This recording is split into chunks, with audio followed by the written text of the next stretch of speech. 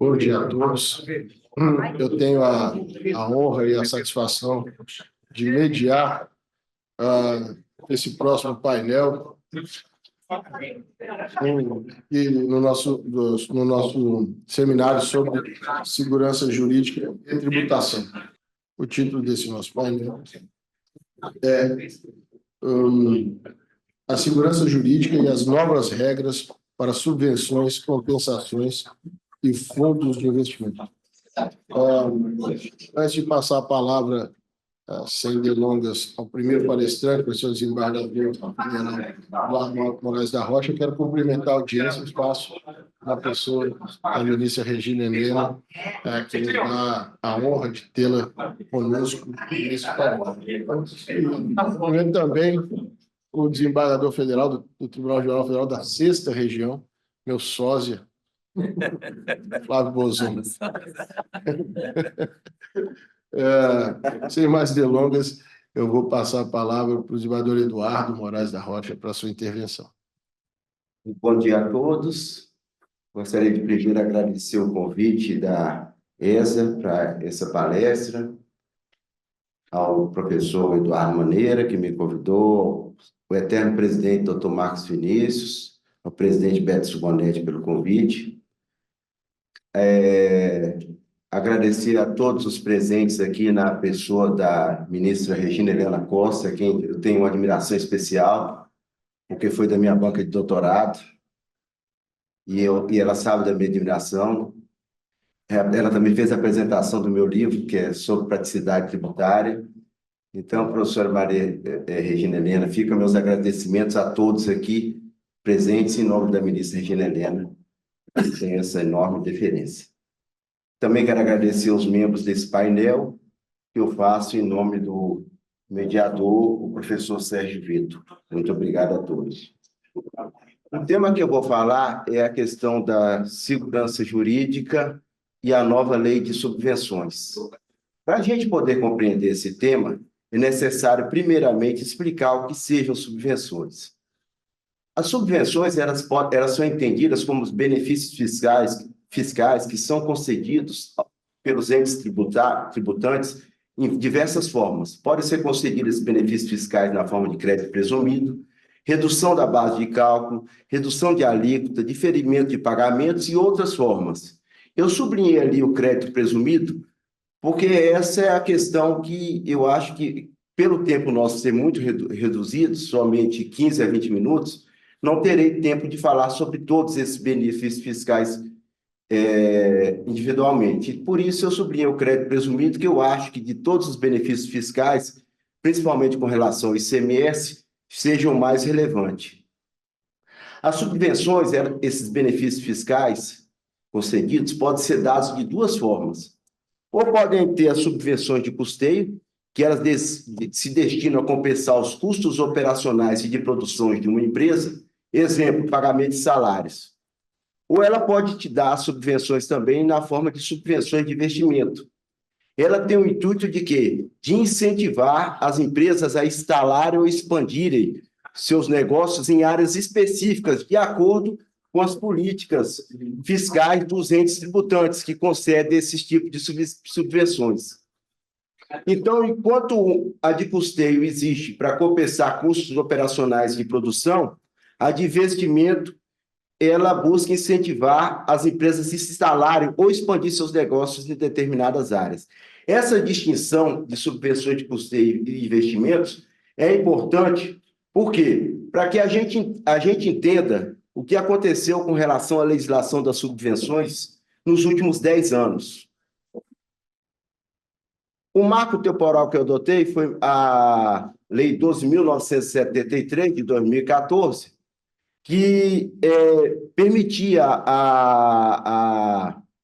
que somente a subvenção de investimento fosse deduzida da base de cálculo do lucro das empresas que apurassem o tributo com base no lucro real, do IRPJ e da CSL, mas a condição para que essa subvenção de investimento pela Lei 12.973 fosse dada era que esses lucros tinham que ficar em reserva de lucros e esses lucros só poderiam ser utilizados ou para absorção de prejuízo ou aumento do capital social. Ou seja, esse lucro não poderia ser distribuído aos sócios. Eles tinham que ficar em reserva para absorção de prejuízo ou do capital social. Pela Lei 12.973, somente as subvenções de investimentos poderiam ser deduzidas da base de cálculo desses impostos. Posteriormente, em 2017, com o advento da Lei Complementar número 160, de 2017, foi alterado o artigo 30 da Lei 12.973, de 2014. E essa alteração foi muito importante da Lei Complementar 160 de 2017, porque se deixou de fazer a distinção de subvenção de custeio e de benefício, passando ser permitido todas essas subvenções serem deduzidas da base de cálculo do lucro real, na apuração da base de cálculo do lucro real. Essa foi uma alteração importante que ocorreu com o advento da Lei Complementar número 160 e deixou-se, então, passou-se a considerar todas as subvenções como subvenções de investimento. Posteriormente, no ano passado, foi editada a MP 1185 de 2023. Essa MP, posteriormente, foi convertida na Lei 14.789 de 2023. E a grande mudança dessa lei é que ela excluiu toda a possibilidade de dedução de qualquer subvenção da base de cálculos do IRPJ, da CSL, do PIS e da COFINS. Ou seja, todas essas subvenções passaram a ser tributadas imediatamente. Só foram ressalvadas as subvenções que eram constantes de leis específicas, como as subvenções para a Sudene, para a Sufran, para a Zona Franca de Manaus. Essas de lei específica foram excluídas, mas as que estavam fora das leis específicas, todas as subvenções passaram a ser tributadas. Então, independentemente se fossem subvenções para custeio ou subvenções para investimentos, todas passaram a ser tributadas. Então, elas eram tributadas e excluiu qualquer possibilidade de dedução dessas subvenções do IRPJ e da CSL e do PIS e COFINS. E o que aconteceu com o contribuinte? O contribuinte, agora, como as subvenções não eram mais excluídas da base de cálculo, ele teria que habilitar previamente perante a Receita Federal um crédito fiscal. E esse crédito fiscal teria que ser aprovado, a habilitação teria que ser prévia, e esse crédito fiscal teria que ser aprovado pela Receita Federal. A lei estabeleceu um prazo na medida provisória não havia esse prazo, mas a lei estabeleceu um prazo de 30 dias para que essa habilitação fosse homologada pela Receita. Se a Receita não homologasse em 30 dias esse crédito, essa habilitação prévia, considerava os créditos aprovados tacitamente.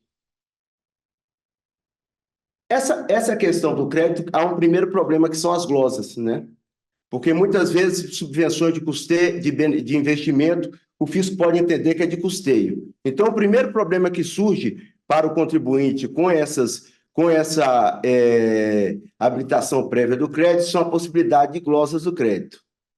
Uma coisa interessante que a lei colocou, com a Lei 14.789, foi estabelecer esse prazo de 30 dias, que se a Fazenda não fizer no prazo de 30 dias, considera o crédito habilitado.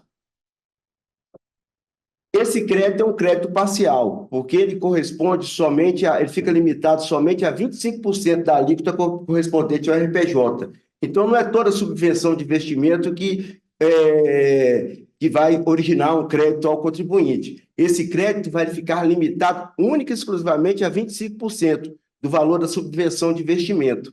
E aí nós temos um outro problema para o contribuinte, que é o quê? O aumento da carga tributária, se a gente considerar a alíquota do RPJ de 25%, a alíquota da CSLL de 9%, e a alíquota do PIS e COFINS de 9,25%, e somarmos todas elas, e o benefício fiscal ficar restrito a 25%, houve um aumento da carga tributária em detrimento do benefício fiscal do contribuinte. Então, há um novo problema nessa limitação desse crédito tributário. A pretexto de se dar um crédito ao contribuinte, foi se aumentar a carga tributária. O aumento da carga tributária superou o benefício do crédito concedido. Com esse crédito fiscal, depois de habilitado esse crédito fiscal, o contribuinte vai poder compensar esse crédito com qualquer débitos que ele tenha vencidos suficientes com a Receita Federal, ou fazer um pedido de restituição. Esse pedido de restituição, originariamente na medida provisória 1185, era de 48 meses. A lei reduziu para 24 meses, mas eu acho ainda um período muito extenso. Por quê? Porque antes ele deduzia esse valor da base de cálculo, então, quer dizer, o desconto para ele era imediato. Agora ele tem que esperar 24 meses para poder ter a restituição desse valor em dinheiro. Então, o que a gente verifica, eu fiz esse marco temporal, e fiz em 10 anos, eu não quis fazer em mais para não estender, porque o prazo aqui é muito curto, mas fiz em 10 anos, para a gente ter uma noção de que, num período curto de 10 anos, quantas vezes a legislação tributária das subvenções foi alterada? Ora contrário, ora favorável ao contribuinte. Como disse o professor Paulo, para que a legislação que haja segurança jurídica, é necessário que haja cognoscibilidade da legislação tributária. A legislação deve ser clara, ela deve ser segura e ela deve ser previsível para o empresário. Mas faço essa pergunta aos colegas. Qual previsibilidade, qual planejamento é possível fazer se, num período curto de 10 anos, nós tivemos tantas alterações na legislação tributária? Onde fica a cognoscibilidade e onde fica a segurança jurídica do contribuinte? Acredito eu que esse marco temporal que eu coloquei aqui fala por si só. Né? Fala por si só. Tributar como diz Augusto Beck, tributar são captar signos presuntivos de riqueza. Mas para você gerar riqueza é necessário ter planejamento. Como gerar riqueza sem planejamento? Então, são essas as indagações que eu coloco. Esse marco temporal mostra que todo esse sistema dessas leis de subvenções revela uma enorme coerência estrutural dentro dele. E aqui eu faço um recorro a Ronald Dworkin, no Império do Direito, que fala que quem dá coerência, quem dá integridade ao direito é a coerência das decisões. Que coerência nós temos aqui? Né? Que coerência nós temos aqui? Para que haja investimento na confiança, há que ter um ato estatal indutor da confiança, né? E essas constantes alterações da legislação rompem essa confiança no investimento dos empresários. Então, eu quis só fazer esse quadro, porque como o tema é segurança jurídica, eu quis mostrar a incoerência do sistema. E sem coerência não há integridade, como diz Dworkin. Apesar disso, eu acho importante colocar os dois lados, como juiz eu vou colocar os dois lados, né? Eu tenho juiz de carreira, eu tenho que ouvir as duas partes. Então, apesar de ter essa vertente acadêmica também, eu gosto da academia, mas eu tenho que dar aso ao contraditório. E as justificativas do governo para essa alteração provocada pela Lei 14.789, em 2023, a justificativa, segundo a fonte que eu tirei da agência Gov, foi, primeiro, ajudar na meta do governo de zerar o déficit fiscal. Por quê? Porque na Lei de Diretrizes Orçamentárias desse ano, o governo colocou que uma das metas era zerar. Então, um dos objetivos foi zerar. Por quê? Porque com a arrecadação que se vai se fazer com relação a essa lei de subvenções, vai se arrecadar praticamente 35 bilhões extras só nesse ano de 2024.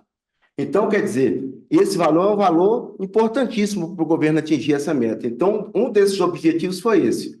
Outro objetivo do governo, que o governo colocou como justificativa, foi que somente 2/3 dos agraciados pelos benefícios fiscais da Lei Complementar número 160 de 2017 são tributados pelo lucro real, seriam menos de 500 empresas.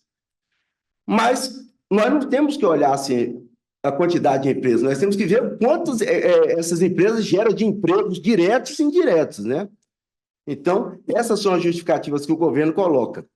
Apesar dessas justificativas, nós temos muitos questionamentos já, muitas ações pululando na justiça, em primeiro grau, e algumas já chegaram em segundo grau. Não temos ainda nos tribunais superiores, né, ministra Regina Helena, que não deu tempo de chegar, mas primeiro e segundo grau, nós já temos bastante questionamentos. Eu fiz uma apanhada aqui dessas alegações, há diversas alegações, mas as três principais alegações com relação, os questionamentos com relação a esse novo regime de tributação da lei de subvenções, são os três questionamentos principais. Primeiro questionamento é se poderia uma lei ordinária, que é a Lei 14.789, suspender benefício fiscal concedido por lei complementar. Esse primeiro argumento, aqui eu já, como julgador, eu acho esse argumento mais fraco, porque o Supremo já decidiu que não há hierarquia entre lei ordinária e lei complementar. No terreno do direito tributário, a questão prevalece a questão de competência. E no direito tributário, a lei complementar prevalece em relação à lei ordinária somente nas hipóteses do artigo 146, que são aquelas normas gerais de direito tributário, prescrição, decadência, conflito de competência, e que eu acho que a lei de subvenção não se encaixa em nenhuma dessas hipóteses. Então, esse primeiro argumento, na minha concepção, seria o argumento mais fraco. Um outro argumento das ações que estão sendo ajuizadas, eu tirei esses três argumentos das ações que estão sendo ajuizadas, eu achei os mais relevantes. É claro que tem muitos outros argumentos, mas são os argumentos que eu achei mais relevantes. Que essa nova lei de subvenções teria violado o conceito constitucional de receita, com receita bruta com relação ao PIS e COFINS, e o conceito de lucro e renda com relação à CSL e ao IRPJ. A alegação de violação desses conceitos seria por quê? Porque por conta porque com as subvenções não há ingresso financeiro no patrimônio jurídico do contribuinte como elemento novo ou positivo. Não há nem ingresso financeiro como elemento novo ou positivo. Há uma ausência de desembolso. Ou seja, há uma ausência de desembolso. Se não há se não há ingresso financeiro como elemento novo, jurídico, novo e positivo no patrimônio jurídico dele, haveria, segundo essa tese, violação a esses conceitos constitucionais de receita com relação ao PIS e COFINS e de lucro com relação ao IRPJ e à CSL. Há duas ADINs ajuizadas no Supremo Tribunal Federal, a 7.604, que foi proposta pelo Partido Liberal, em relação à medida provisória 1185, e a DIN 7.622, essa já contra a Lei 14.789 de 2009, proposta pela Confederação Nacional de Indústria. As duas estão sob a relatoria do ministro Cássio Nunes Marques, mas ainda não houve julgamento.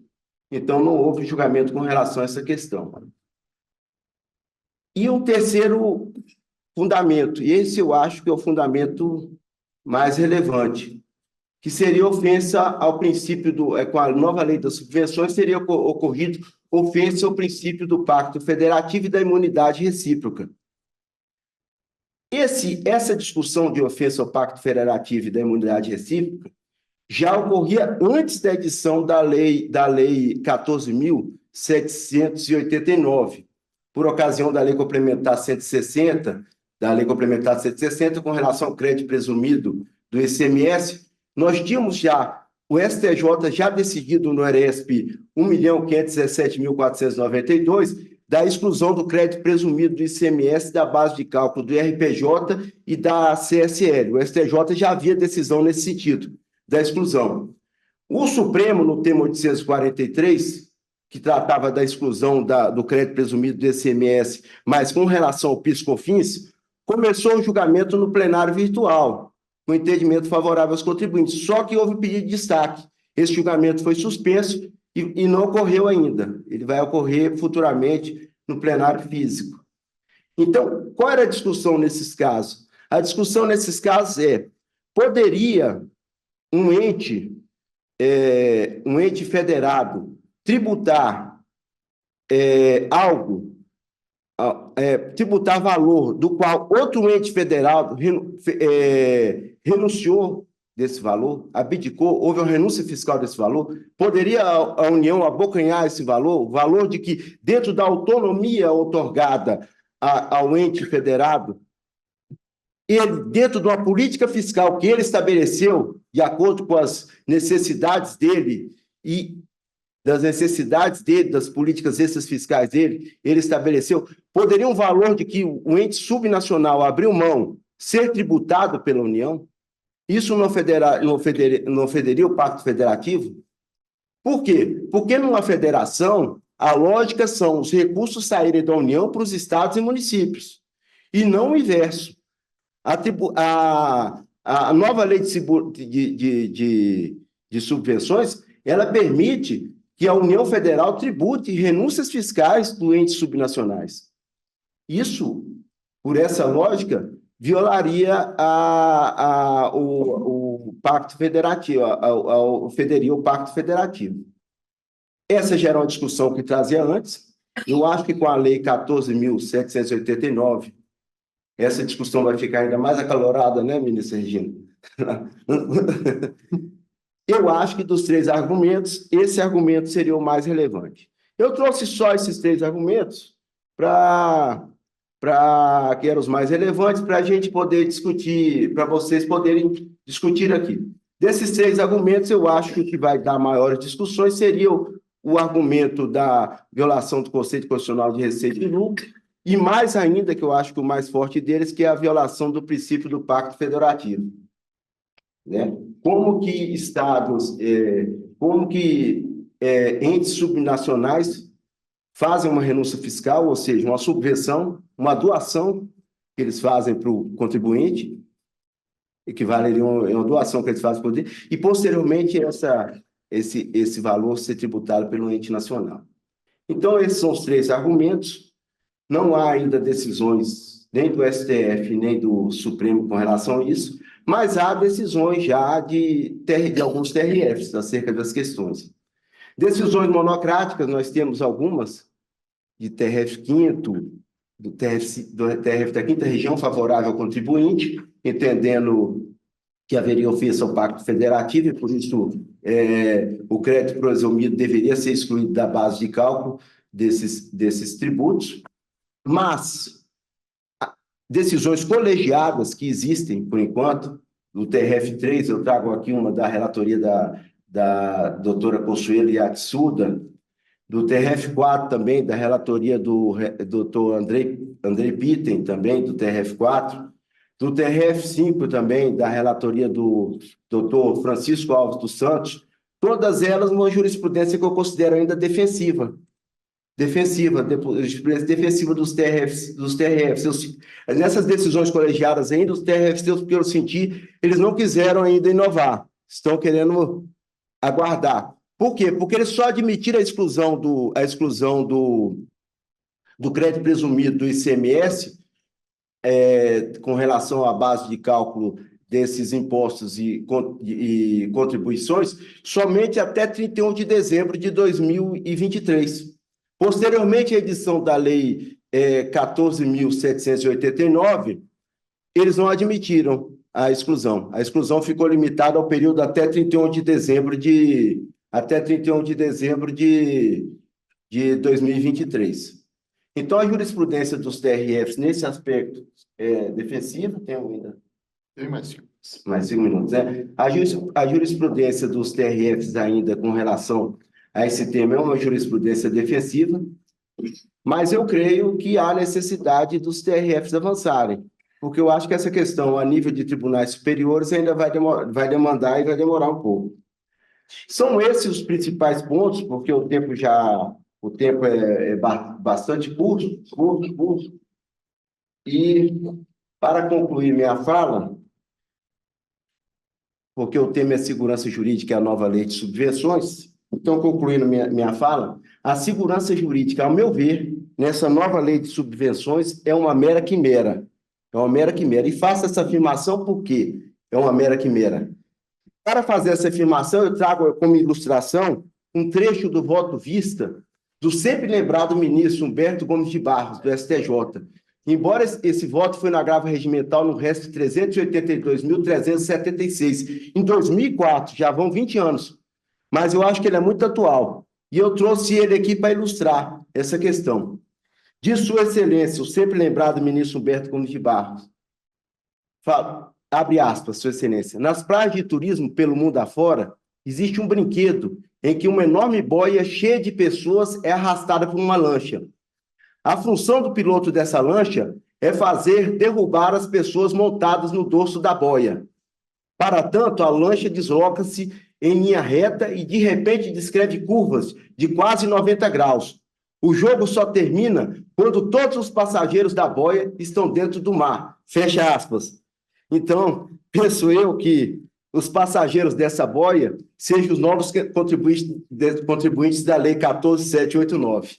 Muito obrigado a todos. Muito obrigado pela excelente palestra inaugural desse nosso painel. De fato, a cognoscibilidade do sistema é importante para a segurança jurídica, porque é difícil cumprir aquilo que não se conhece, né? E terminamos com o exemplo do ministro Humberto, do famoso Banana Boat. Foi excelente. Eu não sei mais delongas, vou passar de pronto a palavra para a professora. Veja se eu vou dizer seu nome corretamente. Você primeiro? Então, primeiro para a professora Marielbe, que é advogada e presidente do Instituto Pernambucano de Estudos Tributários.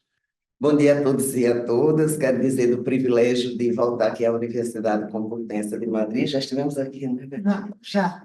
E agradecer à OAB esse privilégio de estar aqui nesse grande evento, junto a tantas autoridades, né? Doutor Beto Simonetti, doutor Rony, doutor Vinícius, doutor Eduardo Maneira, e agradecer aos nossos queridos cônjuges que vieram nos aplaudir, mas já chegaram mais pessoas aqui que também quero agradecer. A concorrência foi desleal com os ministros lá de cima, Procuradora-Geral da Fazenda, mas quem não veio não sabe, né? 2 desembargadores aqui, eu já estou cheia de ideias para os mandados de segurança da primeira região. E esse tema, vamos todos falar praticamente sobre o mesmo tema. O senhor já me poupou de muita coisa, né? E quero cumprimentar todos na pessoa da nossa decana, a ministra Marlene, que está ali. É ministra de fato, né? Só precisa agora legalizar de direito, né? E, desembargador, eu vou fazer uma apresentação totalmente diferente da sua, que a minha é colorida. E para focar esse tema que me deixa preocupada, exatamente sobre o enfoque da segurança jurídica e de como nós estamos hoje numa briga, numa guerra fiscal e numa quebra de braços entre União, Estados, Legislativo e Judiciário. Então, fere o princípio da moralidade, da transparência, que agora é um princípio constitucional expresso. O que está se fazendo em forma de legislação para arrecadar? Tem que arrecadar. O Estado tem que cumprir os seus objetivos, mas a moralidade precisa ser observada e precisa ser transparência. Eu quero arrecadar, vamos aumentar as litas. Não ficar usando de subterfúgios, que aí leva para a grande litigiosidade. Aí ontem o ministro Toffoli, não, porque está havendo muita litigiosidade e vai haver mais. Por quê? Esses embates de legislação, como eu vou mostrar rapidamente para vocês, ele está levando a uma nova guerra fiscal em nome da arrecadação, que era o que pretendíamos acabar com a reforma tributária, né? Então, vamos lá. Sobra para quem? Para o contribuinte que fica dentro da insegurança jurídica. E aí eu não falo nem atração de investimento, nem nada. A economia que vai sofrer. Ou seja, vamos arrecadar e para arrecadar, vamos pegar e levar a insegurança jurídica das atividades econômicas. Então, nós brasileiros, e estou aqui já chamando o doutor Sérgio Vitor, a gente precisa fazer esses debates de forma clara. Vamos arrecadar como, quanto e de que forma. Isso não se sustenta mais. Por quê? Já foi falado o que é o benefício fiscal, para atrair, que a reforma diz que vai acabar com isso aí, mas até 2032, quem viver verá, né, ministra Marlene? Aí o que é que acontece? Estados, Norte, Nordeste, Centro-Oeste, precisam sim de incentivos fiscais, ponto.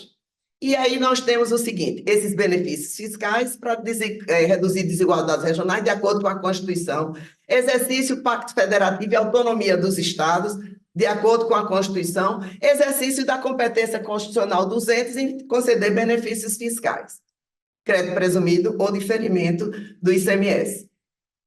E aí, a natureza do que é subvenção fiscal, do que é o crédito presumido, que o judiciário largamente já consolidou. Inclusive, ministra, o perigo de assistir palestra é ser citado o tempo todo, dessa forma agora favorável, porque eu não era louca, de na sua presença ser contrário.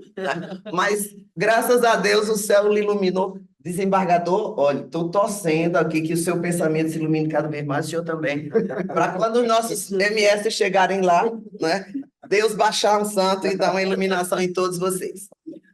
Muito bem, isso aí não é da agora. Decreto-Lei 1598/77, acho que a maioria que está aqui não era nem nascido, talvez só a ministra Marlene, né? Lei 12.973, Lei 10.67 e 10.833 e a Lei Complementar 160. Ou seja, o legislador disse o que queria. Ele foi lá e disse, crédito presumido é dedutível. Então, a primeira questão que se posta aqui é o seguinte, o legislador afirmou, e aí nós vamos lá, o presidente vetou o dispositivo. Aí começa o primeiro embate. O que é que o Congresso fez? Rejeitou o veto. Não houve embate. E aí, prevalece o quê? A lei. Gente, gosta ou não gosta, o legislador legislou, está legislado. Tá? E aqui ficou claro. Houve um veto da presidência e o legislativo disse, não, eu quero que seja assim. Aí, o que é que o presidente faz? O presidente não. A União edita uma nova lei dizendo tudo isso. Então, fica um faz, outro desfaz, um faz, outro desfaz. É isso que nós queremos no nosso país? E aí, desembargador, vou pegar os dois aqui agora para aproveitar. Resta a vocês a responsabilidade, ministro, a senhora também, tá? Não, e já tem um PL que nós votamos, tá? Já está lá de autoria até do nosso deputado pernambucano, né? Não é você não, mas é porque ele é de Pernambuco. Mas poderia ser o deputado, né? Nós já botamos um novo PL lá dizendo, é dedutível sim o crédito presumido. Agora vamos ver quem vai ganhar.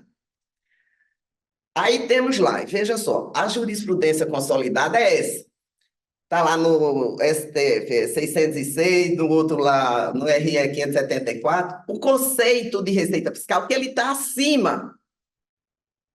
Tá? Está acima de quê? De qualquer lei estadual, de lei complementar, de tudo. A Constituição, quando capturou os fatos da vida real, os eventos, e transformou em fatos jurídicos, usou as palavras, usou lá, receita para PIS/COFINS, que é especificamente, porque eu estou com mandato de segurança, né, na primeira região, tá? Exatamente discutindo. Receita é receita. Vamos tributar? Vamos, mas vamos dizer o seguinte, na receita cresce 20, 10, 30 a mais de tributo. Mas não pode haver distorcer esse conceito da essência da palavra do que está lá na Constituição. Muito bem, receita é ingresso financeiro que se integra ao patrimônio como elemento novo e positivo, sem reservas e condições. Subvenção, crédito presumido, etc., não são receita e ingresso novo. São o quê? Recuperação de custo. Então, vem da essência da palavra. E aí vem a primeira indagação. Pode uma lei ordinária distorcer isso aí? O Supremo já se manifestou, que é quem cabe a última palavra. A gente gosta ou não gosta, está lá. Né? Ou seja, além de ter a questão constitucional, tem a própria decisão do Supremo Tribunal. Riqueza própria com aquisição de disponibilidade que sinaliza capacidade contributiva. Crédito presumido, ou qualquer forma que se manifestem as subvenções, Não são riqueza nova. São recuperação de custo. E aí a própria ministra Roosevelt, nesse voto dela, ela disse o seguinte: receita contábil, porque quando houve a mudança contábil, todo ingresso é receita. Receita contábil é diferente da receita fiscal. Receita fiscal tem uma outra natureza, que é a apuração da base de cálculo do tributo, que necessariamente não é. Porque aí a gente tem que pegar o seguinte: quando se quer tributar na lei, usa o argumento pela metade, né? Quando é bom, diz, isso aqui é assim. Quando não é, é a mesma coisa que hoje se usa com a CDE. Quando a CDE é boa, diz, vamos obedecer à CDE. Quando é boa para o contribuinte, não precisa obedecer à CDE, né? E aí nós temos também, hoje lá em votação, né, esse RE 835, 818, que ele diz claramente. E aí temos já a decisão da ministra dizendo que crédito presumido não é receita. Ministra Helena e o ministro Mauro Campos, que está lá em cima, né, concorrendo deslealmente com a gente. Mas aí, veja só, a jurisprudência consolidada em ambas as turmas, os valores do crédito de ICMS não ostentam natureza de receita ou faturamento, mas mera recuperação de custo. Consolidadíssimo. E consolidando certamente o que era já o conceito que estava na Constituição. Aí pode agora as leis ordinárias virem distorcer? Estão fazendo, o Congresso insiste. E aí quem vai ganhar? Não sei que quem vai perder é o contribuinte e as empresas, né? É irrelevante se trata de subvenção para custeio e investimento, mas tributar viola o Pacto Federativo. Isso aí, está lá. Já está consolidado no judiciário. Aí vem a lei dos 14 mil coisas, revoga tudo. Então, veja, o legislador diz que quer, a União diz que não quer, e vai, um mantém e o outro derruba. Que moralidade e transparência nós temos com relação à questão tributária? Depois diz o seguinte: insegurança jurídica. Quem faz a insegurança jurídica? Eu sei quem leva o ônus e o prejuízo com essa insegurança jurídica, que são as empresas. Essa lei revoga todos os positivos, despreza a jurisprudência, cria um benefício novo, um crédito fiscal, como o próprio desembargador, já anotei tudo aqui suas contas, desembargador. Veja só, que vai, na realidade, aumentar a carga tributária. E é tão, assim, ferindo a moralidade, para não dizer imoralidade, a gente diz que fere a moralidade, né? Que ele vira e diz o seguinte, na exposição de motivos: e isso dá uma queda de arrecadação de 80 bilhões, sabe quanto é? E vai arrecadar mais 35. Veja, vamos arrecadar, vamos. Sobe as alíquotas dos impostos e de forma transparente mostra para o contribuinte quanto você vai pagar. Mas não, vai lá de uma forma distorcida e aumenta a arrecadação, aumentando de forma disfarçada isso aí. E vê o seguinte: o Estado pode dar o incentivo. Quando o Estado dá, se ele é tributado, reduz o incentivo. Só que essa empresa, para obter esse incentivo, ela fez investimentos, gerou emprego, teve todo um comprometimento. E aí nós cria novas condições para o uso do benefício. Só que não é o mesmo benefício, nem essa consideração do que são essa forma desse novo crédito fiscal que termina em nada, né? Os valores não pagos do passado oferece a transação. Adoro a transação, a procuradora. Nossa, o doutor Paulo falando, chega, eu fico feliz da vida, de mudança de mindset da Fazenda Nacional. E é verdade, antigamente eu achava que era lero. Mas hoje eu acho que eu tenho certeza com as possibilidades de transação e como eles vêm. E aí, justificativa, perda de arrecadação e está alinhada com a CDE. Eu adoro isso. Não, aqui está errado porque não obedece à CDE. Vamos obedecer tudo à CDE, né? Medida tem potencial de arrecadação de 35 bi em 24, 32, 25, 34, 26, 36 e 27. Então, para isso, distorceu, violou-se o sistema, feriu-se o Pacto Federativo, e aqui não é papo de advogada, não, desembargadores, nem ministro, assim, aproveitando já que estão aqui, né? É a questão, aqui é a professora estudiosa, o seguinte: esse é o nosso sistema tributário que nós queremos? Fica aí para ser refletido, né? Então, com essa lei nova de dezembro, reduz o incentivo, vai ser arrecadado pela União o valor que foi dispensado do Estado. Então, qual o sentido que tem? Era para a empresa vir atrair investimento, criar emprego. E aconteceu. Eu tiro pela Fiat, que virou Chrysler, que virou tanto lá Style, sei lá como é o nome, daquela empresa lá de Pernambuco. Ela foi para Pernambuco e o que ela atraiu de emprego, de investimento, e arrecadando outros tributos. E ela foi para lá com a promessa de que isso iria acontecer. Só que agora, esse incentivo que ela deu, investiu na confiança e boa-fé legítima de que iria ser respeitada, vai ser totalmente desvirtuado, ferindo a Constituição, ferindo a jurisprudência consolidada e ferindo, na realidade, o Pacto Federativo. Viola anterioridade, transparência, segurança jurídica e moralidade. Empresas que investiram, geraram emprego, como elas vão ficar? Vão ter o benefício reduzido. E agora comecei a pensar, desembargador, o que vocês acham? Será que cabe uma indenização em cima disso? É uma ideia. É uma ideia, né, Rodrigo? Vamos, anota aí que a gente vai começar a entrar com votação. Quem vencerá essa queda de braços? Eu sei que quem vai perder. E aí está sendo julgado lá o RE 835, está lá 5 contra, 5 a favor, e vai caber ao Supremo dizer. E quando cabe ao Supremo dizer, eu me assusto.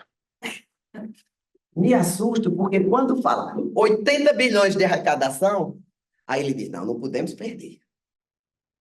Mas peraí, nós podemos convalidar arrecadações ilegítimas, espúrias, feitas sobre isso? Fica a grande resposta e pergunta sobre a questão da moralidade. Até porque nós sabemos que temos leis inconstitucionais no nosso país, sim, e elas são propositais. Eu tenho aí o ministro da Fazenda, Dornelles, fui autor e não fui preso em vários tributos inconstitucionais, pois em época de emergência a gente cria mesmo. Vamos criar. Eu entendo que é justo, é lícito, precisa, mas vamos criar de forma moral e transparente e dizendo, vamos aumentar o tributo.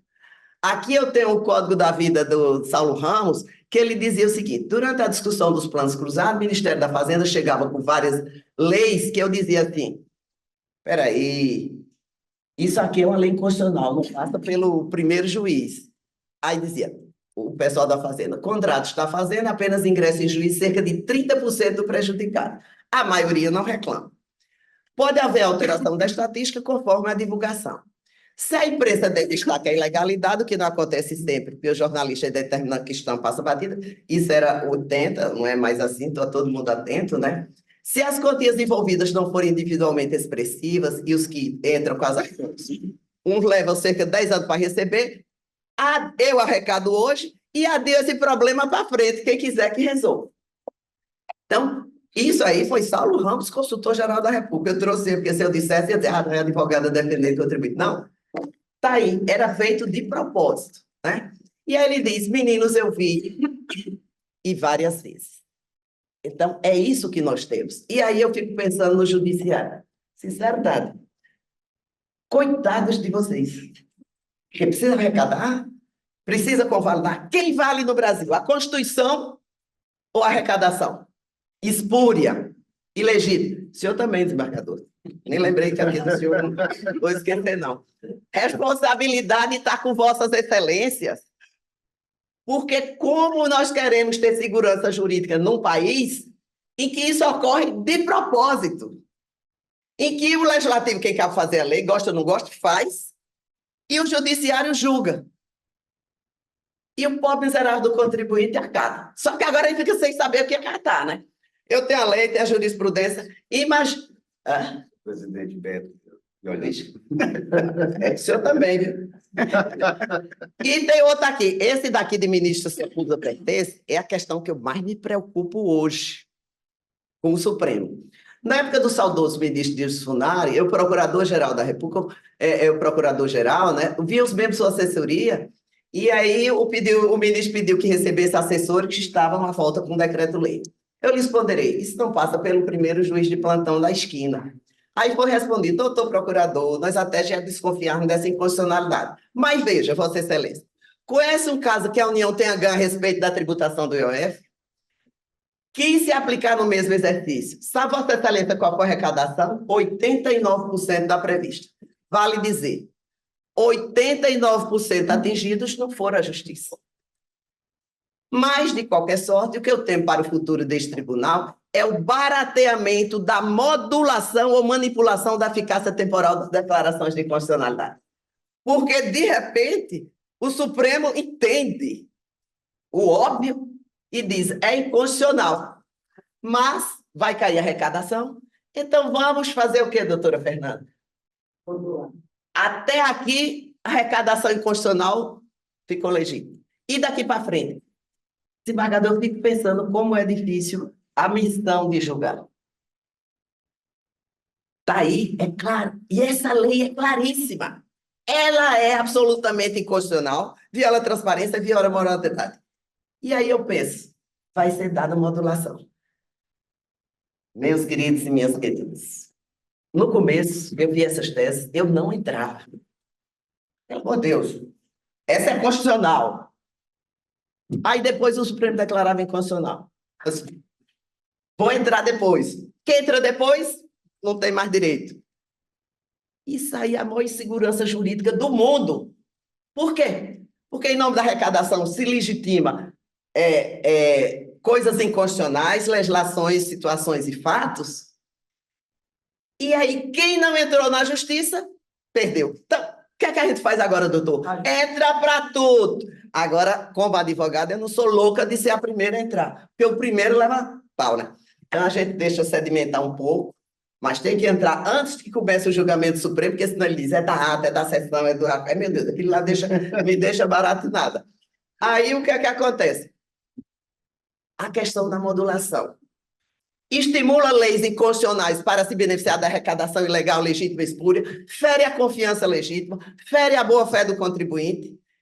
E como foi colocado aqui, 20 anos depois, eu não quero mais nem estar trabalhando como advogado, só quero estar passeando aqui, tomando vinho, etc. Mas tem que entrar. Então, aumenta o quê? O que se quer reduzir? Litigiosidade. E aí, ministro, tome mais 100 mil processos para a senhora, mais 100 mil para o senhor, mais 100 mil para o senhor, mais 100 mil para o senhor. É isso que a gente quer para o nosso país? Garantia da arrecadação até a declaração de inconstitucionalidade. Então, a gente tem que entrar com a ação. Estimula o litígio, pois quando a modulação ressalva-se quem tem ação. Agora é 3 por 2, sabe? Começar a entrar, vamos ver. Já tem umas 20, 30, pronto. Entra agora que já está na hora. Gente, como advogado é bom que eu gosto de honorário. Mas como cidadã, me choca esse tipo de coisa. Em quem confiar? Como é que podemos ter uma relação de boa-fé entre físico e contribuinte, que é o que todo mundo quer? Nossa, transação só é a maior defensora. Senta-se, dialoga, vai aqui, eu cedo um pouco, acabou-se. Tem ações, eu mesmo estou com 2 casos que chegaram agora, o advogado começou a estar com 34 anos, hoje ele está com 84. Eu disse assim, colega, vamos fazer logo um acordo aqui, porque senão acontece o seguinte, você não vai poder, eu não disse que ele não estaria vivo daqui mais 30. Eu disse, 13 vai... esposas, não se promete. 23 é da esposa, 23 é da esposa. Veja, coitada dessas mulheres esperando a pensão, né? Então, veja a situação, 50 anos de litígio. Cria desigualdade entre os contribuintes que entraram com ação e litigaram, os que acreditaram. Então, você vê o seguinte, quem confiou na lei é constitucional. E aquele que disse, essa lei é mais ou menos, vamos entrar. Eu agora entro para tudo. Está dúvida? Entre. Fere moralidade, segurança jurídica, transparência, quebra da confiança legítima e boa-fé. Então, em tempos de mudança de relação jurídico-tributária, em tempos que nós queremos ter transparência, moralidade e melhorar esse diálogo, não podemos aceitar mais. E aí, datíssima veníssima, desembargadores, caberá aos senhores. Ministro, achei excelente aquela sua consulta para o Supremo, porque senão vocês julgam, é definitivo, depois o Supremo vem e diz, né? Então, como é que está essa queda de braço entre esses 3 entes, que só sobra para um, que é o contribuinte para pagar? E aí o seguinte, vale a pena fazer lei inconstitucional? Vale. Você precisa desbloquear. Tá vendo? Até a Siri já disse que eu tenho razão. Então, gente, eu acho que estamos num momento de reflexão, um momento de chamar a atenção da seguinte forma. O que é que a gente quer para o nosso país? Que tipo de arrecadação nós queremos ter? Tem que arrecadar, não nego. Tínhamos que antes reduzir as despesas do Estado, mas também não vou entrar nessa discussão. Mas esse tipo de coisa, em que o legislativo diz o que quer, edita a lei e vamos ganhar o novo PL, viu? Porque eu vou me abraçar por conta do Nordeste. Tem que ter subvenção, senão quem vai se instalar em Ipubi, Pernambuco, lá nas Brinhas de Pernambuco, do sertão, que foi onde eu nasci, lá em Arém, lá de Manaus, eu também sou cidadã, né? Então já estou defendendo, inclusive, meus estados. Tem que ter incentivo fiscal, senão não vão. Antes era briga do contribuinte com o Estado, mas agora é briga do Legislativo, do Executivo, e espero que, finalmente, o nosso Judiciário, ponderadamente, de forma refletida, consiga estabilizar e trazer um equilíbrio e uma harmonia para nosso sistema tributário, sob pena de dizer que não é o abuso, não. Essa insegurança jurídica que norteia essas relações tributárias. Obrigada. Muito obrigado pela excelente palestra proferida. São muitas as provocações. Eu quero aproveitar a fala da professora Marielbe para registrar aqui que esse painel, que conta com mulheres muito fortes, também está sendo assistido por mais mulheres do que homens, que eu estou vendo aqui. Eu acho que cumprimento todas elas na pessoa de, como já cumprimentei a ministra, na pessoa das advogadas Rosário Maneira e Fernanda Hernandes, duas mulheres fortes e muito competentes. Feito o registro, eu passo a palavra à professora também muitíssimo competente, Bettina Treger Gruppenmacher. Perfeito, perfeito, parabéns. Boa tarde já? Não, bom dia, quase, falta um minuto. Boa tarde, bom dia. Boa tarde, bom dia a todas e a todos. É uma imensa satisfação estar participando desse seminário. Eu faço questão de agradecer o convite que me foi dirigido ao doutor Eduardo Maneira, um grande amigo de longa data, queridíssimo. Foi uma gentileza muito grande lembrar, né, da minha pessoa para estar aqui e me causar tamanha alegria, né? É uma grande oportunidade para quem gosta tanto da academia como eu. Quero cumprimentar também os meus colegas de mesa, desembargador Eduardo Moraes da Rocha, desembargador Newton Ramos, doutora Mariel Biqueiroz, doutor Luciano Fucchi e doutor Sérgio Vitor. E não poderia deixar de cumprimentar a ministra Regina Helena Costa e a dona Marlene, sempre presentes, enfim, muito queridas, e já de antemão, antes de iniciar a minha exposição, pedir desculpa, porque eu imagino que eu vá me repetir em alguns pontos, já que todos nós estamos falando sobre subvenções para investimento, mas eu vou procurar, em alguns aspectos, trazer uma nova abordagem, até em relação a pontos que eu divirjo lentamente dos meus colegas, dos colegas que me antecederam, mas chego à mesma conclusão, né, que é a inconstitucionalidade da cobrança. Mas, às vezes, por um outro caminho, que eu prefiro, que me parece mais seguro, vamos assim dizer, né? Eu achei que a Mary estava olhando assim, era o sexo dela, que ela já ia falar, o que você está divergindo de mim? Já conhece? Eu já estou anotando um ponto para o meu mandato de segurança. Essa é mais longa data ainda, né? Eu acho que uns 30 anos de amizade. A gente era bem jovem. A gente era bem jovem, é verdade. Enfim, eu acho que a gente tem que partir de uma análise mais precisa, vamos assim dizer, da categorização dos incentivos e benefícios fiscais, que são categorias que me interessam muito, que me levaram a um estudo mais aprofundado quando eu fiz o meu pós-doutoramento, que foi exatamente sobre incentivos e benefícios fiscais. E, naquela oportunidade, me chamou a atenção o fato de que a doutrina unifica essas duas categorias. O incentivo e benefício é a mesma coisa.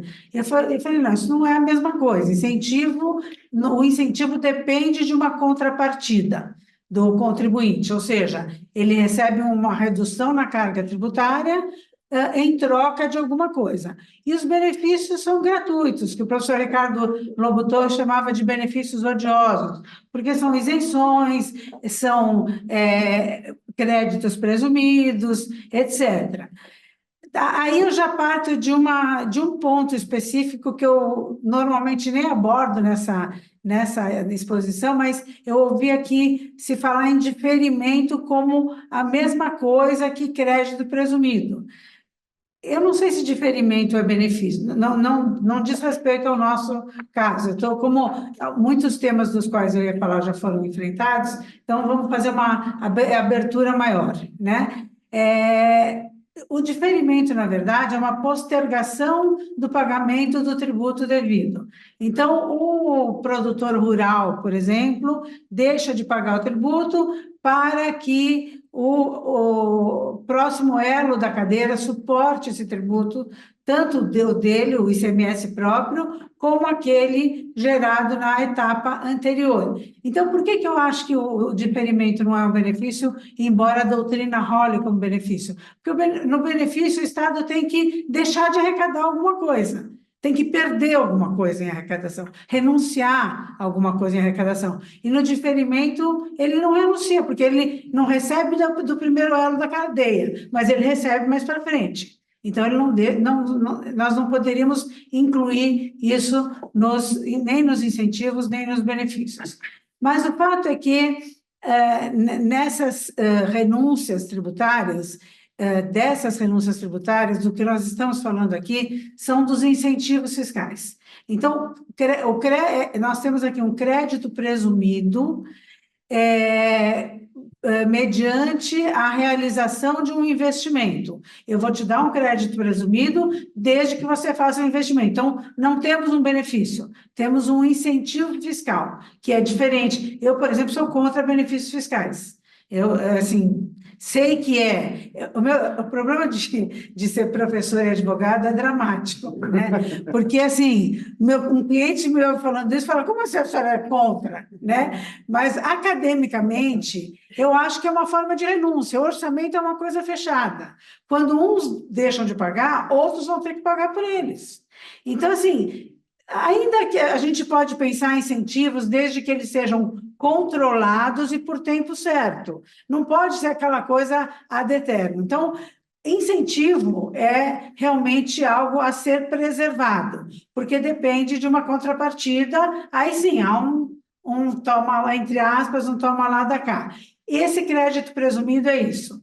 E o que é o crédito presumido? Certamente todos aqui sabem, mas eu tenho como exemplo uma situação de alguém que realiza uma operação mercantil e vai lançar a débito 18%. O Estado, para dar um incentivo fiscal, vai falar, olha, você pode lançar 11% a crédito, de forma que a carga total final seja 7%.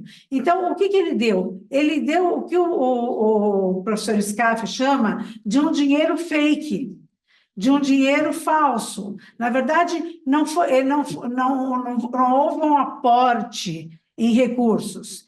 Por que eu estou falando tudo isso? Porque a gente ouve muito a União falar que agora é para tributar as subvenções. Isso não é subvenção. A União chama de subvenção tendenciosamente. Por quê? Porque o que é subvenção? Ela entende que a subvenção é um benefício financeiro e não tributário.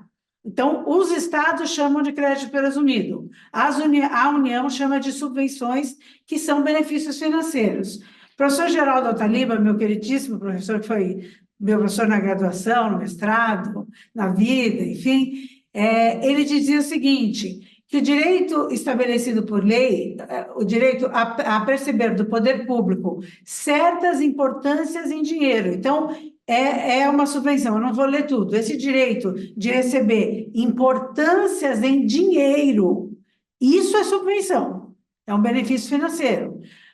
Por isso que a União chama de subvenção, porque assim ela vai falar que houve receita e que ela pode tributar, né? Então, nós não temos subvenções, nós temos créditos presumidos, e esse é o primeiro argumento para a gente defender a não incidência do imposto de renda, do PIS, da COFINS, da CSL sobre esses benefícios. Bom, já foi dito, né, que a Lei Complementar 160 introduziu o artigo 30, que diz no seu caput, que é subvenções para investimento, inclusive mediante isenção ou redução, ó, confusão, por isso que eu falei, isso aqui é uma confusão de categorias jurídicas inadmissível, um problema de atividade legislativa, e eles têm assessoria, mas realmente confunde, porque ou bem é uma subvenção, ou bem é um crédito presumido. Mediante isenção ou redução de impostos concedidas como estímulo à implantação ou expansão de empreendimentos econômicos, e as doações feitas pelo poder público não poderão ser computadas na determinação do lucro real. Então, esse artigo 30, essa história, como foi dito aqui anteriormente, ela vem se arrastando há muito tempo no CARF, no Judiciário, e aí, com a introdução do artigo 30, o empresário pôde, então, deixar de recolher esses tributos incidentes sobre a concessão de crédito presumido, que é o benefício concedido pelo Estado, desde que não distribua lucro para os sócios. Essa é uma condição sine qua non para esse benefício. E isso veio vindo nessa linha. Inclusive, é bem importante que o parágrafo 4º, que diz: os incentivos e os benefícios fiscais ou financeiros fiscais são considerados subvenções. O que o legislador está dizendo? Eu, legislador, considero os benefícios fiscais, não econômicos, ou financeiros fiscais, subvenções. Isso é uma ficção jurídica absolutamente inadmissível. Ele está atribuindo a uma categoria jurídica algo que, de fato, ela não ostenta. Bom, a partir daí, nós temos várias decisões do Superior Tribunal de Justiça e a decisão famosíssima da ministra Regina Helena Costa, no sentido de que, de fato, não incide em relação a esses créditos presumidos, o PIS, a COFINS, o Imposto de Renda e a CSL. Depois, a segunda turma decidiu, a ministra Regina capitaneou esse entendimento, veio a decisão da segunda turma, da primeira sessão, e depois, vou avançar aqui mais o tema 1182 no STJ para outros benefícios fiscais que não esses, né, dizendo que desde que sejam atendidos os requisitos legais, é possível a fruição do benefício fiscal. Vou passar rápido porque isso já foi falado, assim como a decisão do STF, que ainda está, a Mary apresentou o placar, ainda está em julgamento e é muito clara. As subvenções para investimento não fazem parte da base de cálculo do PIS e da COFINS. Então, o que a gente tem? A gente tem realmente, nesse momento, felizmente, uma posição jurisprudencial muito positiva, né, no sentido de reconhecer a inconstitucionalidade dessa cobrança. Os seminários que têm se feito sobre isso têm sido exatamente com foco na jurisprudência. Como será a jurisprudência a partir de agora, com a nova Lei 14.789, que revogou o artigo 30 da Lei 12.973. Há quem entenda que tem que decidir tudo de novo, a Procuradoria entende que tem que decidir tudo de novo, né? Porque é outra lei, é outra situação, e há quem entenda, como eu realmente sempre me posicionei contra isso, porque eu acho que é uma questão de economia para as partes, para o Estado, ou seja, o tema é o mesmo, tudo bem que a lei é outra, mas não é porque a decisão nos favorece, nos que eu quero dizer, contribuintes, os sujeitos passivos, mas porque, de fato, o tema é o mesmo, dispensaria um novo enfrentamento, como foi feito até agora. Então, todos hoje querem saber, essa jurisprudência vai valer, vai se aplicar, ou efetivamente nós vamos ter uma nova construção jurisprudencial. A Lei 14.789, isso também acho que já foi dito aqui, ela revogou o artigo 30 e deu um brinde para o contribuinte, no sentido de que ele pode usar 25% para ressarcimento e compensações, né? 25% do valor do imposto devido. O ato concessivo da subvenção deve ser anterior ao empreendimento. E aí, agora, em 2024, veio a IN 2184. Agora, em abril, né? Veio a IN 2184, que diz o seguinte: como a Lei 14.789 revogou o artigo 30 e não pode, e agora é possível novamente se tributar as subvenções para investimento, isso significa que a lei anterior estava equivocada. E, portanto, quem se valeu da legislação anterior, pela IN, agora de abril, tem que buscar uma autorregularização dos valores, ou seja, você está irregular. Olha o nível de insegurança jurídica, como todos nós estamos falando aqui. O Estado vem agora em abril e fala o seguinte: vocês estavam errados, porque olha aí a Lei 14.789. Então, vamos buscar a autorregularização desses valores do passado. Tudo que diz respeito ao passado é alterar o status quo, né? E o que aconteceu no passado leva a um estado de insegurança jurídica. Então, o que acontece, também reiterando o que já foi dito aqui anterior? Nós temos uma ficção jurídica, aqui eu tenho o Scaff, né? Eu gostei muito do artigo que ele escreveu. Ele falou: é uma ficção, um dinheiro, esse crédito presumido, é um dinheiro fake de mentirinha que se supõe tenha entrado no caixa, mas não entrou. Porém, mesmo assim, devem pagar o tributo. Isso não é real, é surreal, né? Na verdade, realmente essa legislação traz essa indignação, porque as presunções já são questionáveis no âmbito do direito tributário. O que diríamos nós das ficções jurídicas, né? São absolutamente inadmissíveis. Essa alteração de legislação gerou uma reoneração de 43,25% da renda dessas atividades econômicas, da receita, enfim, e isso, lógico, desestimula a atividade empreendedora, não só interna, como no plano internacional, de estrangeiros investirem aqui. É possível acontecer isso. Era nada, agora do nada, virou 43,25% a mais. Enfim, e em linha de conclusão, então, o que nós temos de argumentos contra essa nova lei e a situação que se põe diante de nós? Primeiro, viola o Pacto Federativo. Por que viola o Pacto Federativo? Porque a União está pretendendo abocanhar uma parte da receita do Estado. O Estado abriu mão da receita. E a União vai lá e fala: eu vou tributar isso. Isso enfim, os golpes que se perpetram contra a federação no Brasil são absolutamente inadmissíveis. Eu acho que, de fato, como o desembargador falou, a agressão ao Pacto Federativo é o argumento mais forte. Mas tão forte quanto esse argumento é o fato de que nós não temos efetivamente receita, um rendimento que se integra ao patrimônio do contribuinte e que se subsuma ao conceito de auferir ao binômio, auferir renda. Então, o arquétipo constitucional do imposto de renda é claro no sentido de que o imposto de renda incide quando há essa materialidade, auferir renda. Aqui ninguém auferiu renda. Aqui houve uma desoneração, é exatamente o contrário. Então, o que acontece? Não há subsunção.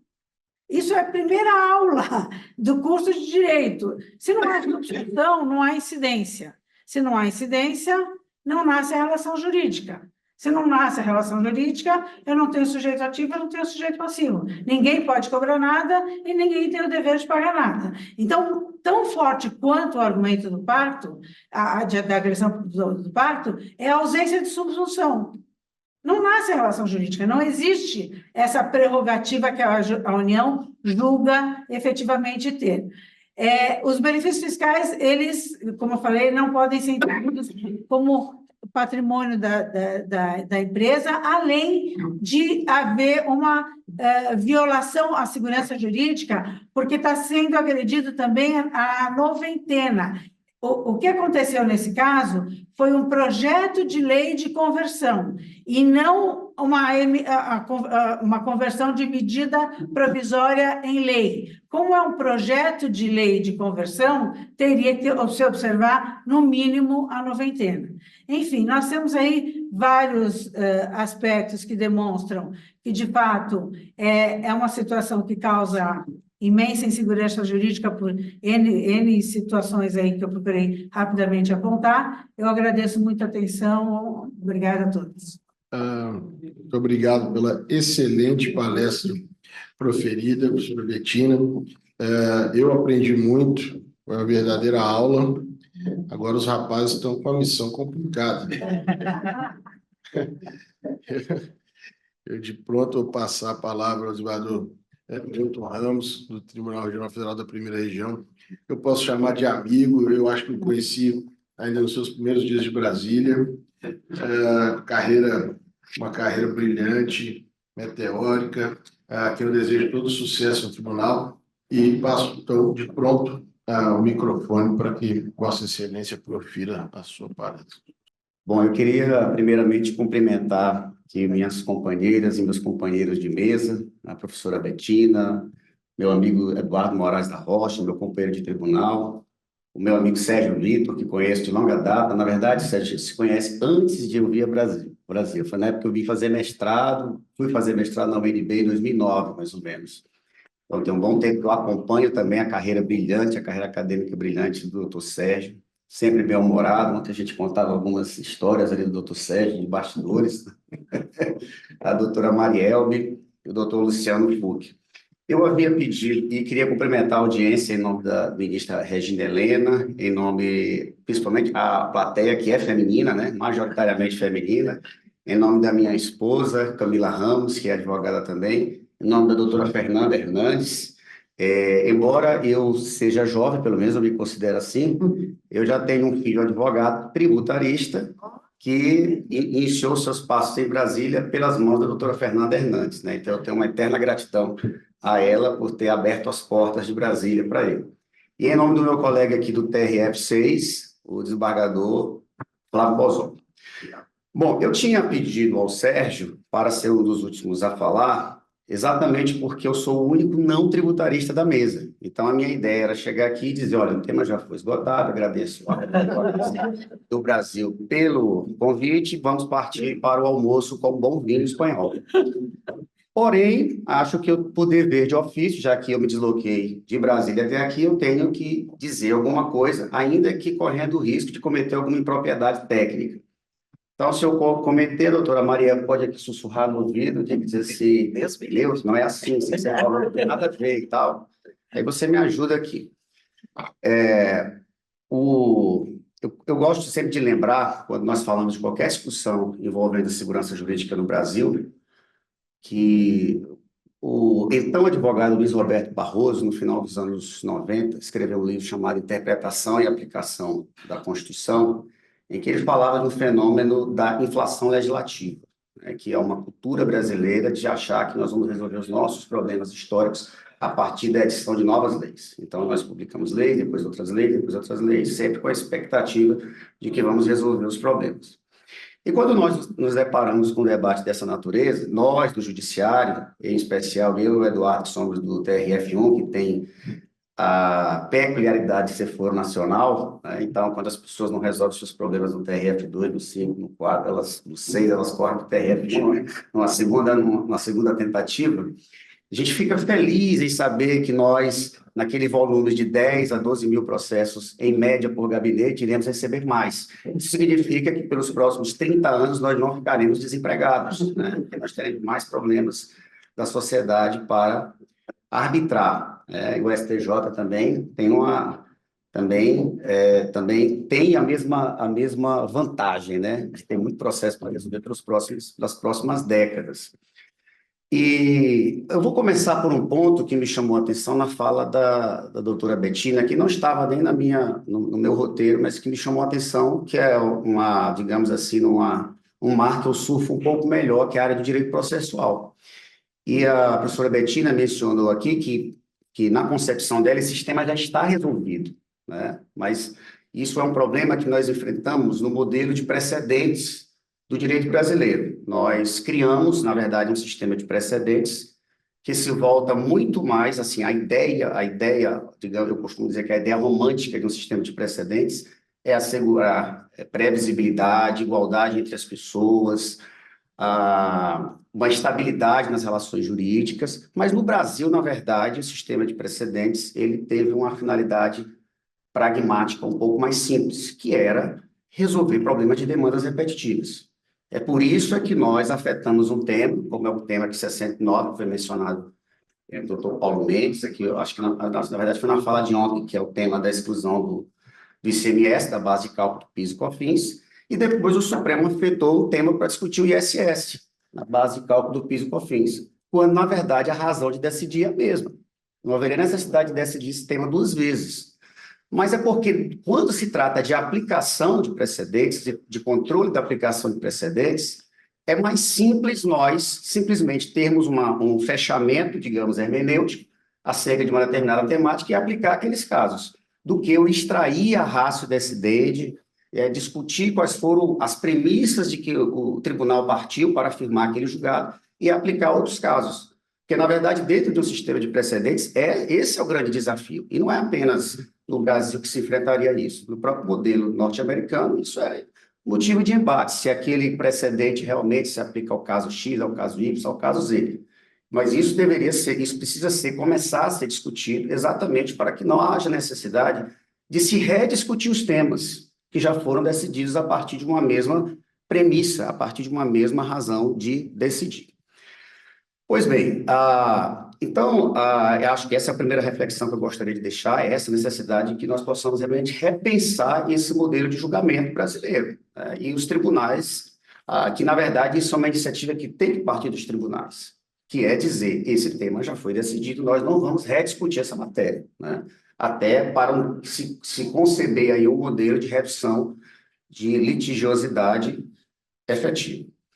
Já foi dito aqui que a discussão sobre as subvenções, o doutor Eduardo fez uma explanação bastante didática, fazendo essa evolução histórica acerca dessa temática e demonstrando que a legislação ela vai ali caudiclando, né?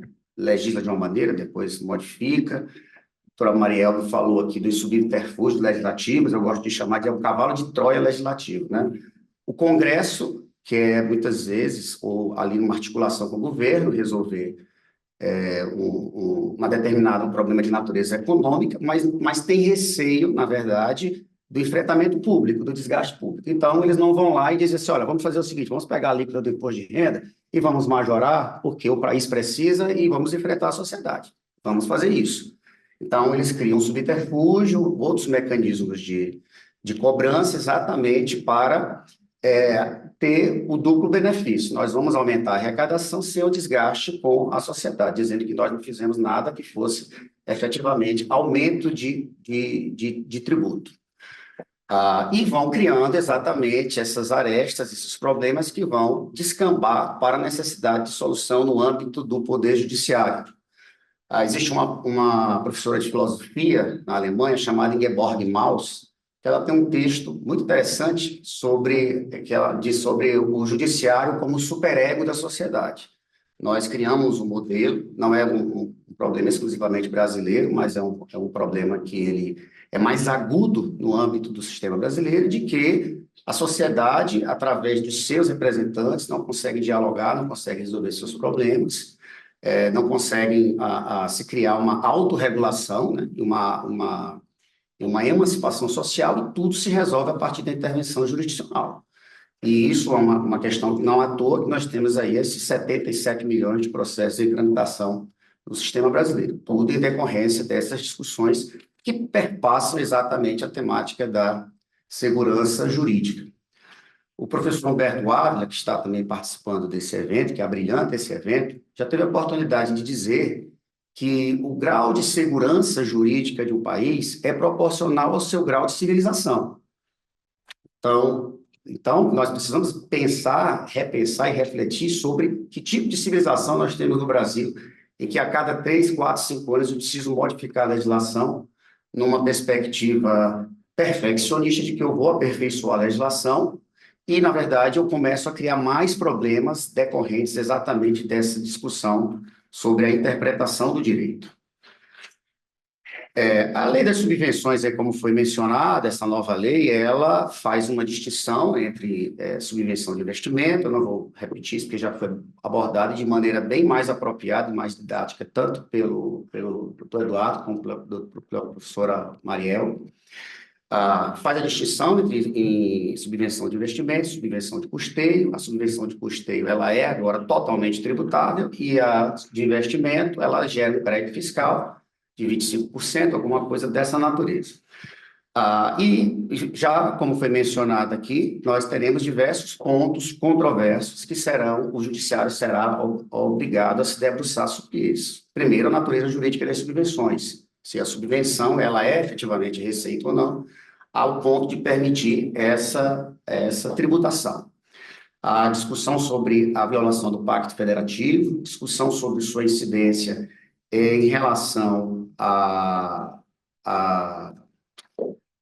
ao crédito presumido do ICMS, se é possível que o STJ já teve a oportunidade de discutir esse tema em face de legislações anteriores, se seria possível efetivamente a tributação do crédito presumido, que é concedido pelos estados, como disse a doutora Mariel. Isso, na prática, levará a uma transferência de recursos, né? O Estado concede e o governo federal leva, né? Então, isso é um tema também que vai gerar, inclusive, esse embate do ponto de vista federativo entre União e Estados. E eu levanto um outro ponto, na verdade, eu vou deixar isso como uma indagação, eu não tenho resposta, aos tributaristas da mesa, que é uma discussão sobre a aplicação dessa nova legislação às subvenções já concedidas. Porque eu fiquei me perguntando se isso não seria uma violação ao ato jurídico perfeito. Porque, na verdade, vejam só, o que é o ato jurídico perfeito? Ele se perfectibiliza quando eu preencho os requisitos para a fruição de um determinado efeito jurídico. Então, a subvenção foi concedida. Bom, mas ela é uma relação de trato continuado. Mas isso é execução, são os atos executivos relacionados a um ato jurídico que já foi perfectibilizado. Então, seria possível tributar também as subvenções que já foram concedidas? Eu deixo aí como uma indagação aos doutores, né, especialistas na temática. Eu fiz mais uma leitura a partir da ótica constitucional e fiquei com essa perplexidade em relação a essa possibilidade de incidência sobre as subvenções que já foram objeto de concessão anteriormente a essa nova previsão legislativa. E falando sobre segurança jurídica, nós sabemos que a segurança jurídica ela não é um princípio expresso na Constituição Federal. A única parte da Constituição que menciona a segurança jurídica é o preâmbulo, que nós sabemos que não tem eficácia normativa em si mesmo o preâmbulo da Constituição, mas é uma diretriz hermenêutica do texto constitucional como um todo. Então, mencionando mais uma vez o professor Humberto Ávila, já tive a oportunidade de dizer que a Constituição Federal é em si mesma segurança jurídica, porque não é possível se o nosso sistema constitucional, se o nosso sistema de justiça, mais especificamente, tem como objetivo criar uma sociedade justa, não é possível concebermos uma sociedade justa sem segurança. Então, a segurança jurídica seria um valor fundamental da Constituição Federal. Até porque o país, para se desenvolver, precisa de investimentos. E esses investimentos pressupõem previsibilidade, como bem disse também a doutora Mariel. Como uma empresa vai se sediar em um estado que as subvenções elas são, digamos assim, muito mais sensíveis no âmbito dos estados menos favorecidos da federação, estados do norte e do nordeste. Então, uma empresa que poderia perfeitamente se estabelecer com uma logística muito mais simples no estado de São Paulo, por exemplo, ela vai se instalar lá no estado de Sergipe, com muito mais dificuldade operacional, mas ela vai em razão de uma expectativa de fruição de um determinado benefício fiscal. E, para surpresa dela, depois de devidamente instalada, ela passa a sofrer uma nova sistemática de arrecadação fiscal. Então, isso gera uma desconfiança no mercado, e essa desconfiança no mercado afugenta investimentos, especialmente investimentos internacionais. O investidor internacional olha para o Brasil e se pergunta, bom, será que compensa eu investir naquele país que a cada 2, 3, 4, 5 anos tem uma modificação legislativa em razão de problemas fiscais que não são gerenciados pelo governo a longo prazo, mas como também a doutora Marielber que mencionou alguns bastidores das atividades do Congresso, e muitas vezes se faz isso. Eu vou, para usar a expressão diferimento, que foi usada aqui do ponto de vista tributário, eu vou diferir os meus problemas, né? Vou deixar para o próximo governo. E, por enquanto, eu resolvo toda a minha discussão. Os meus problemas atuais. Então, a segurança jurídica, embora não esteja devidamente expressa na Constituição, ela é um valor fundamental e, por muitos, considerado sobre-princípio, um princípio que se sobrepõe aos demais princípios que foram expressamente enunciados no texto constitucional.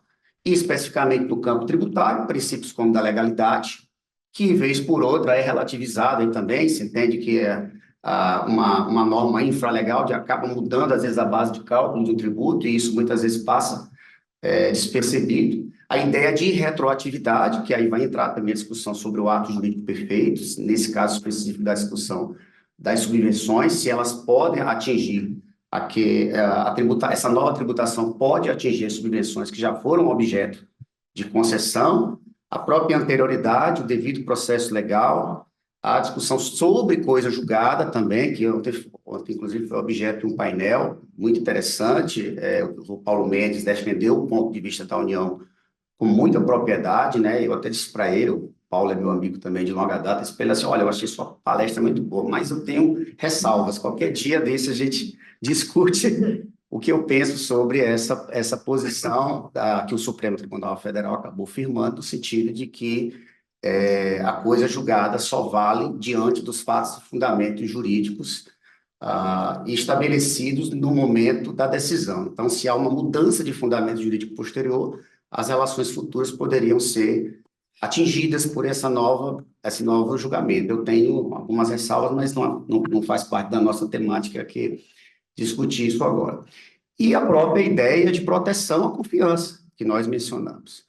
Então, nós poderíamos dizer que o núcleo duro da segurança jurídica é, primeiramente, a certeza no sentido de eu ter um ordenamento jurídico a partir do qual eu possa extrair as condutas possíveis que eu posso ter, como no caso do campo tributário, como contribuinte, assumindo eventuais riscos, mas riscos devidamente calculados. Eu sei o que a legislação prevê, e eu sei o que eu posso ou não fazer.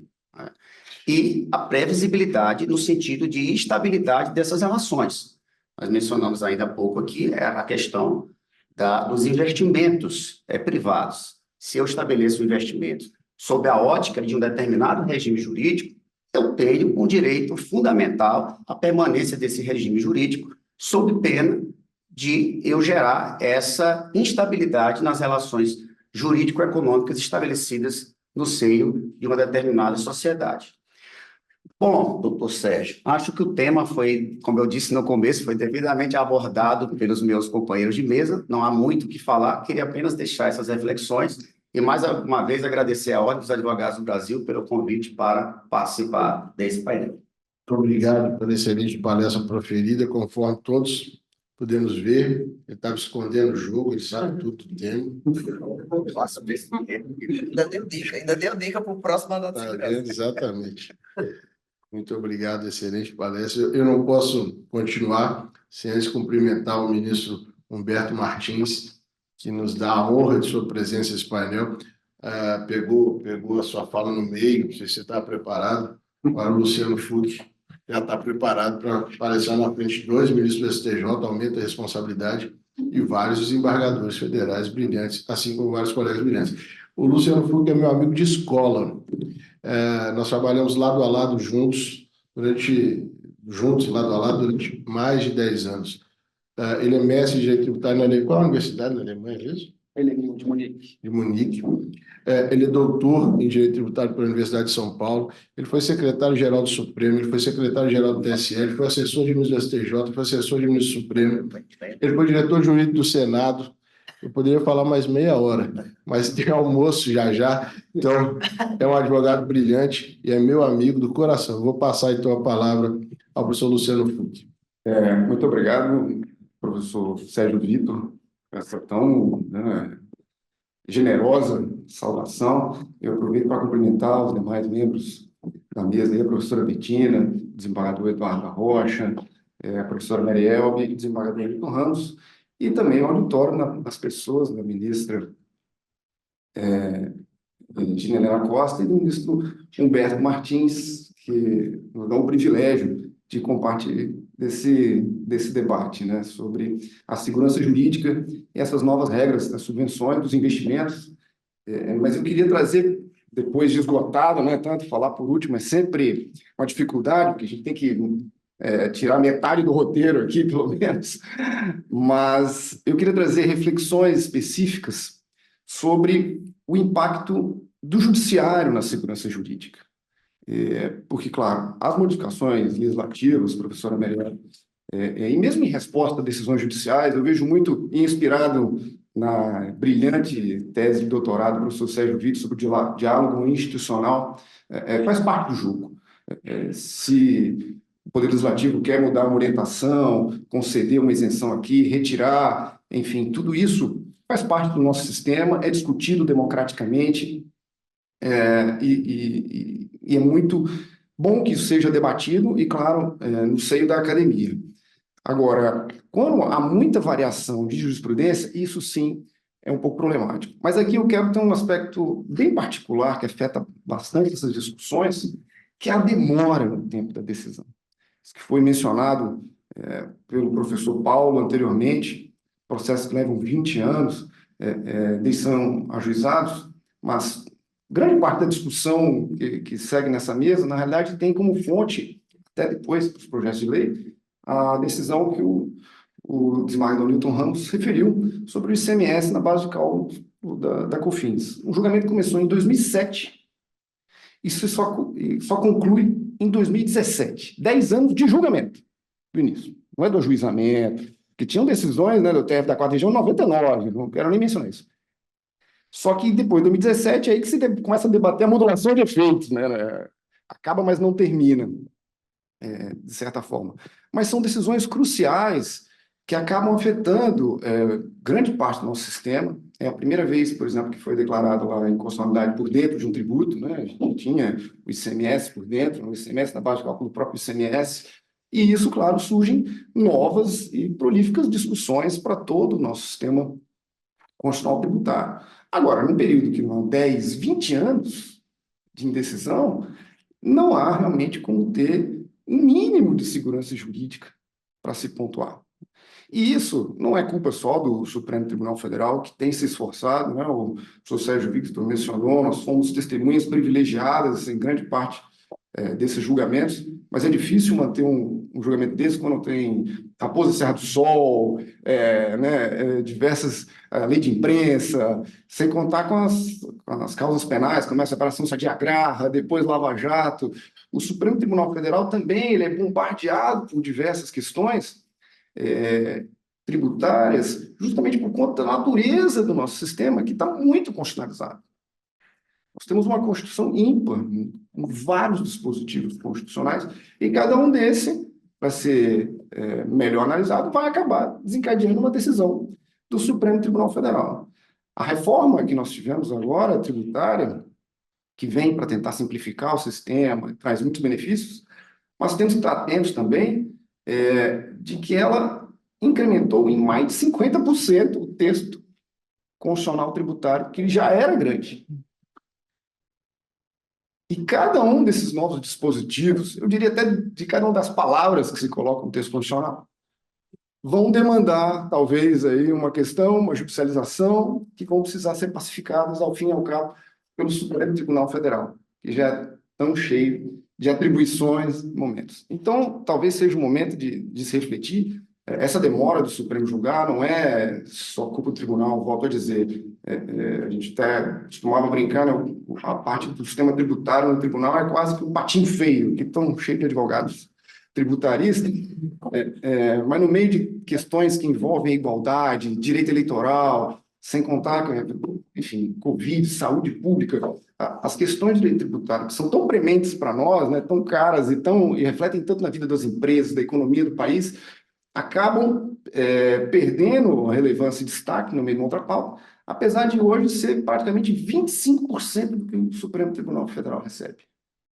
Então, ela tem um impacto importante e a gente precisa, como sistema, aprender a lidar com essas questões.